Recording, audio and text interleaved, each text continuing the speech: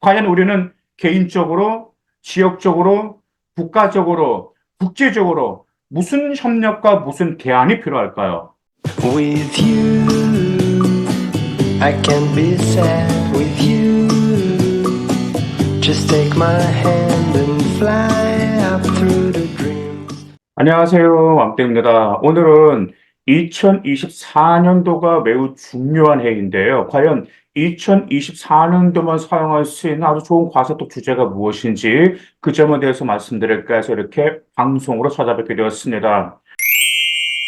먼저 2024년도는 올해 같은 경우는 세계에서 가장 탄소 배출이 큰 나라인 미국, 인도, 인도네시아, 러시아, 그다음에 유럽 연합 유권자들이 모두 투표장으로 가는 해가 2024년도입니다. 그런데 이들 지역 같은 경우는 세계 인구의 3분의 1을 차지하면서도 탄소 배출량도 높은 나라들이죠.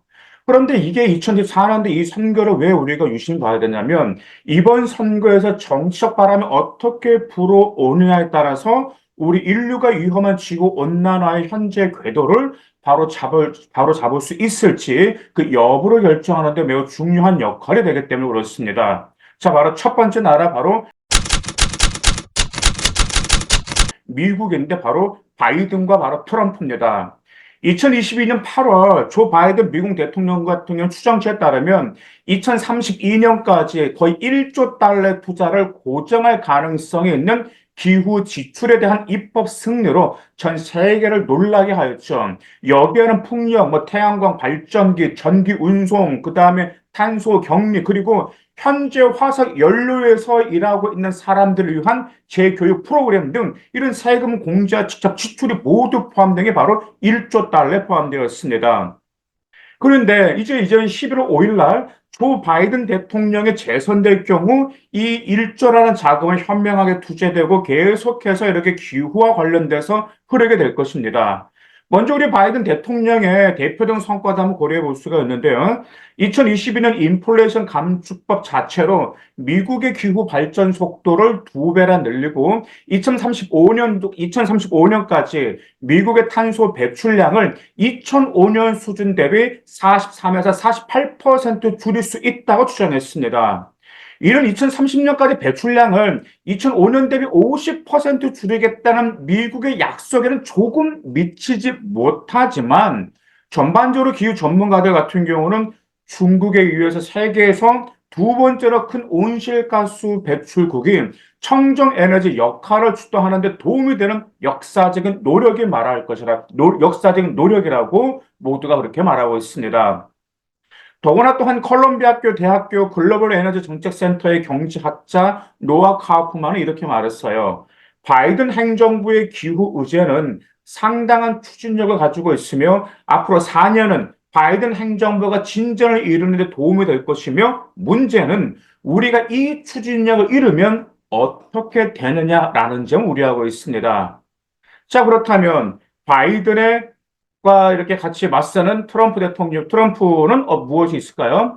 자, 예전에 이제 그 도널드 트럼프가 예전에 대통령이 당선됐을 때 그때 뭐 했었죠? 네, 과감하게 파리 기후 협약에서 탈퇴했습니다. 그러다 보니까 2025년도 도널드 트럼프 대통령이 파리 기후 협약을 탈퇴했기 때문에 이번에 도널드 트럼프가 다시 대통령이 당선이 된다면 두 번째로 파리 기후 협약에 탈퇴할 거라고 이렇게 예상을 하고 있습니다. 그리고 도널드 트럼프가 당선되면 의심의 여지 없이 화석 연료를 장려하기 위해서 모든 일을 할 것으로 보고 있죠.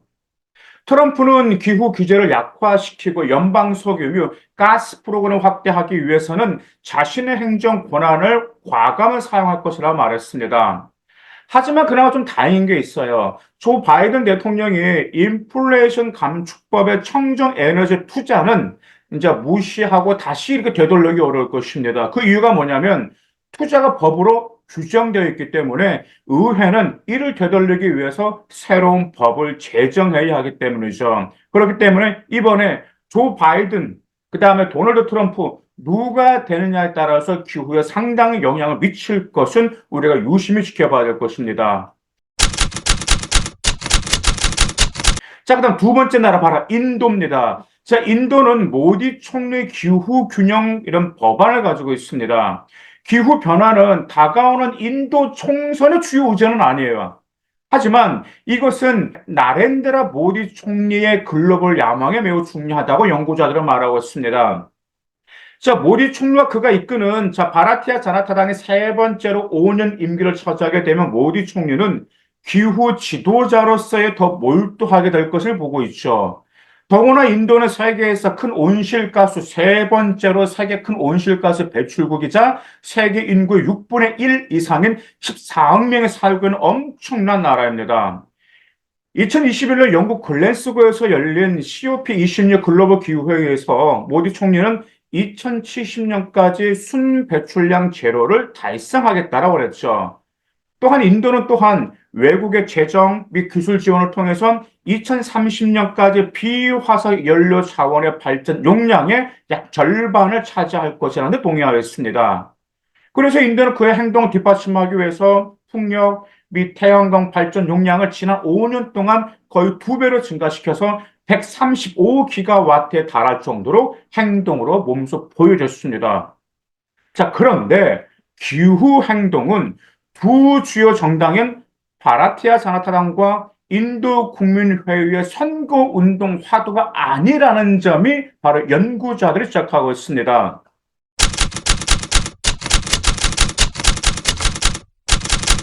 급증하는 수요를 충족하기 위한 에너지 안보가 우선이며 이는 단기적으로 화석 연료 소비 증가와 석탄에 대한 지속적인 의존을 의미한다는 점이죠. 지난해 에너지 수요는 9월에 정점을 찍었고 전년도 성수기 4월보다 약 13%나 높았습니다. 인도에서 석탄은 여전히 전력 생산의 4분의 3을 차지하고 있으며 이는 인도가 지난 몇 차례 기후 정상회담에서 공동 성명에 화석 연료를 단계적으로 폐지하는 문구를 도입하려는 시도에 저항하는데 핵심적인 원인이 되었습니다. 또한 지난 9월 인도의 전력부 장관 라지 쿠마르 싱은 인도가 새로운 화력 발전소를 건설해야 할지도 모른다고 말했습니다. 그래서 호주 퍼스는 정책연구소 기후 및 에너지 경제학자인 난디 스타스는 이렇게 말했습니다. 향후 10년 동안 더 많은 석탄 발전소가 생길 것이라고 했죠. 인도는 정말 기후에 매우 취약한 국가로서 홍수, 가뭄, 열기, 정말 많은 자연재난을 많은 나라입니다. 모디 총리가 패배할 가능성은 매우 희박하지만 재생에너지와 석탄에 대한 인도의 이중적 추진에서는 벗어나지 않을 것이라는 점이 지금 인도에서는 인도 실정 그렇게 내다보고 있습니다. 자, 그다음 세 번째 바로 인도네시아입니다. 인도네시아에서 니켈도 나오고 석탄도 많이 나오는 나라인데요. 인도네시아 약 1억 3천 명의 인도네시아 국민들이 2월 14일 새로운 대통령과 입법부를 선출하기 투표장에 나섰죠. 자, 국민 대다수는 퇴임하는 조코 위도도 대통령 정책과 연속성을 약속한 지도자로 선택할 가능성이 높습니다. 그리고 또한 위도도 정권하에 국방부 장관을 지낸 프람보 수비안토는 위도도의 장남 지브란 라카브미 라카와 함께 부통령을 출마하였죠. 기후과학자들 같은 경우는 인도네시아를 기후변화 관점에서 볼 때 많은 것은 변하지 않을 것이라고 말하는데 인도네시아는 니켈보다 더 큰 산업이 바로 석탄이다라는 점이죠. 인도네시아는 세계 최대 석탄 수출국이고 자체 전력 공급의 60%를 화석 연료에서 공급받고 있습니다. 인도네시아는 정말 많은 섬이 있는데 이 많은 섬을 가로지르는 전력망 건설의 어려움과 함께 이것이 인도와 중국처럼 재생에너지가 인도네시아에서 붐을 일으키지 못한 이유 중에 하나가 바로 석탄 의존도라는 점이죠. 자원이 있고 풍력과 태양광을 많이 생산할 수 있는 여건이 있습니다. 그러나 이를 대규모로 실현하기 위해서는 인프라와 제도적 문제가 아직 해결되지 않았습니다라고 전문가들은 지적합니다. 인도네시아는 2060년까지 순 배출량 제로에 도달하는 것을 목표로 하고 있지만 그 목표에 대해 많이 전념하지 않고 있다고 라트로브 대학의 정치학자 더크 톰사는 말하고 있습니다. 모나시 기후변화 커뮤니케이션 연구허브 인도네시아 노드 의장인 이카 이드리스는 상대적으로 젊은 유권자가 많은 인도네시아에서 기후와 환경은 이번 선거에서 주요 이슈가 아니었고 선거 운동 기간 동안 어떤 후보도 이 기후 변화에 대해서 집중하지 않았다고 지적합니다. 또 2020년 위도도 대통령은 탄소 집약적인 국내 가공을 강화하기 위해 니켈 원료 수출을 금지했지만 수비안토의 승리는 바로 지역 환경 오염과 근로자 안전에 대한 우려를 대가로 국가의 경제 발전을 촉진시키기 위해 니켈 채굴 및 가공을 계속 우선시할 것이라 연구하들은 말하고 있습니다. 그리고 또 하나, 인도네시아는 세계에서 가장 큰 열대 우림지를 가지고 있죠. 수비안토 지하의 연구자들은 인도네시아가 산림 벌채를 줄이겠다는 국제적 약속을 지키는 한편 열대 우림과 탄소 저장 이탄지에 대한 압박을 가중시키는 파묘 산업은 강화될 것을 예측하고 있습니다. 자, 그 다음에 네 번째 나라. 네, 바로 러시아입니다. 바로 러시아는 전쟁의 스모그라는 것과 함께 지금 기후에 막대한 영향을 미치고 있습니다.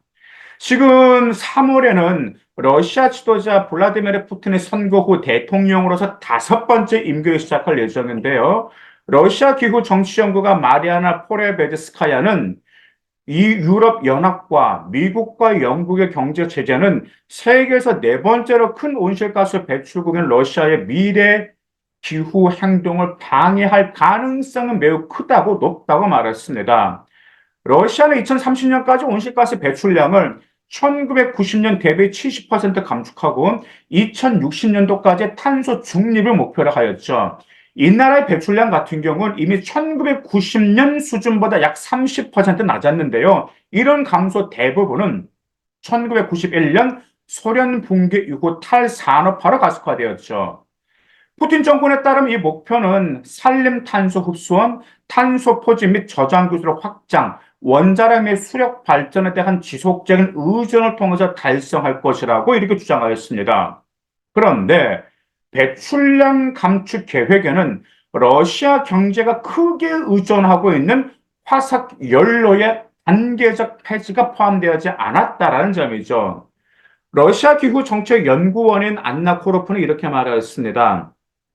러시아는 화석 연료 경제를 축소하지 않을 것이다. 만약 화석 연료가 무너진다면 그것은 다른 나라들의 정책 때문인데 러시아는 누군가 화석 연료를 구매하기만 하면 분명히 팔 것이다 라고 말하죠. 만약 이렇게 러시아가 추진하게 된다면 말 그대로 아까 무엇이 있었죠? 자, 그리고 탄소 흡수를 확대하기 위한 제한된 목표가 달성될 가능성이 낮다라는 점입니다. 그 다음 또 하나, 러시아나 우크라이나 전쟁에 영향을 미치고 있는데요. 그게 아이러니하게도 러시아와 우크라이나 전쟁이 북극 기후 과학에 해로운 영향을 계속 미친다는 점이죠. 과연 러시아 우크라이나 전쟁과 북극과 무슨 상관이 있을까요? 자, 러시아는 북극 육지의 거의 절반을 차지하고 있지만 우크라이나 침공 이후에 환경 문제를 논의하는 북극 이사회의 다른 7개국은 러시아와의 협력을 중단하였습니다. 결국 어떻게 되었을까요? 러시아는 북극 이사회에 대한 지원금도 동결하였죠. 자, 북극 생태계 모델러 연구원인 에프너 로페즈 프랑코는 다음과 같이 말하였습니다. 시베리아 연구 기지의 손실은 기후 변화에 대한 전 세계적인 대응을 추적하는 우리의 능력이 해로울 수 있다라고 말했죠. 결국 전쟁이 계속됨에 따라 기후 변화와 인권에 미치는 영향은 계속해서 뒷전에 밀려날 것임을 예측되고 있습니다. 자, 그 다음에 다섯 번째는 바로 유럽연합입니다. 유럽연합은 이제 올해 도전적인 변화를 맞게 되는데요. 유럽연합 같은 경우는 스스로 기후 행동에 대한 세계적인 리더가 되고 싶어 하죠. 그래서 2021년까지 유럽연합 회원국들은 2030년까지 온실가스 배출량을 1990년 대비 최소 55% 감축하고 2050년까지 기후 중립을 달성하기 위한 법안을 합의하고 통과시켰습니다. 지난달 공개될 제안대 보더라도요, 2040년까지 90% 감축을 목표로 하고 지금까지 유럽은 배출량을 1990년 수준보다 32.5%까지 줄였습니다. 그런데 6월 6일부터 4일 동안 27개국의 유럽 시민들이 5년 동안 720명의 정치인을 유럽 의회에 선출합니다. 그런데 여론조사에 따르면 기후 행동에 덜 집중하는 우파 정당으로 급격히 이동하고 있는데 이런 추세는 유럽의 기후 리더십을 방해하고 긴급 조치를 지연시킬 가능성이 높다고 전문가들이 말합니다. 기후 정책 전문가인 클레어 두평은 이렇게 말했습니다. 기후는 대부분 극우 정당에게 큰 이슈가 아니며 우선순위도 아니다라고 말했죠. 즉, 그들은 국수주의의 이익에 초점을 맞추는 경향이 있다는 점입니다. 그런데 이번 선거 같은 경우는 유럽연합의 정치 과정의 시작일 뿐이라고 합니다. 듀펑에 따르면 의회는 최종적으로 유럽연합 집행위원장을 선출하고 집행위원장을 향후 5년간 유럽연합의 전략을 수립하고 정책 이행을 감시하죠. 근데 우르줄라 폰데 라이엔 현 대통령 같은 경우는 유럽 그린들과 기후 목표를 유럽연합의 전략의 핵심으로 삼았고 지난 2월 두 번째 임기를 추구하겠다고 발표했습니다. 근데 이게 왜 유럽연합의 도전적인 변화가 될까요? 바로 이처럼 상향식 정치적 압력은 기후 행동에 대한 유럽의 광범위한 합의가 약화되고 있다라는 신호탄이다라는 뜻입니다. 이스트 앵글라 대학의 기후 과학자인 코렐리 르케는 이렇게 말했습니다. 기후에 대한 결정을 되돌릴 수 있는 여지가 많지 않다. 그러나 진전을 늦추거나 앞으로 시행될 행동에 정치적 색채를 가할 여지가 있다. 기후변화에 가장 적극적으로 대처하는 지역이기 때문에 지도자들이 기후 행동을 늦추기 시작하면 전 세계적으로 이러한 상황이 확산될 위험이 있습니다라고 말했죠. 기후 행동에 대한 세계적인 리더, 유럽연합이 흔들 때 파장은 매우 큽니다. 반면 유럽연합은 기후 행동 세계적 리더답게 유럽의 모든 국가에게 상향식으로 이런 강제적인 압박이 들어갈 수가 있기 때문에 여기에서 광범위한 합의가 약화될 수 있다라는 그런 우려가 있다라는 점이죠. 특히 유럽연합은 생물 다양성과 토양 보호를 위한 자연 기반 기후 목표가 문제에 부딪히게 됐어요. 지난달에 유럽연합이 여러 회원국에서 농민들에게 시위가 있었습니다. 농민들의 시위가 있었고 나서 살충제 사용을 줄이려는 계획을 보류하고 녹색 농업 조항을 희석시켰죠. 또 다른 난관이 하나 있습니다. 바로 탄소 포지 및 저장 기술로 유럽연합은 가장 야심찬 배출 목표를 달성하려면 이 기술에 의존해야 합니다. 특히 우파 성향의 정당들은 행동 변화가 필요한 솔루션보다 이런 기술적 솔루션을 선호하는 경향이 있지만 지금 대부분 대규모로 작동하고 있지 않다라는 게 문제입니다. 그래서 두평은 이렇게 말하고 있습니다. 숲을 가꾸고 토양을 업그레이드하고 자연을 기반으로 한 솔루션과 같은 다른 탄소 포집 기술은 이미 많은 반발의 직면에 있습니다라고 말했습니다.